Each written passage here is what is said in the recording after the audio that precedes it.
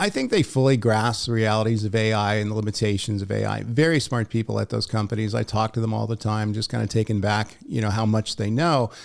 But they cheered anyway, because again, I think it's their job. If you're the CEO of a company or you work for a company, you need to be enthusiastic about not only the technology, but the market that the technology is going to be growing in. And so people talked about how the AI technology was going to be revolutionary and is going to take everything to the next level. And their revenue streams, depend on it.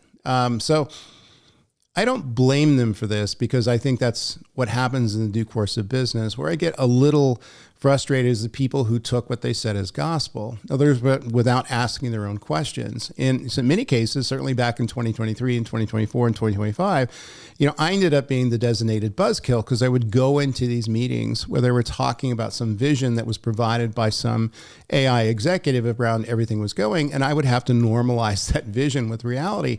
And, everybody would just look at me like, "Oh, come on, man, you're screwing up our buzz."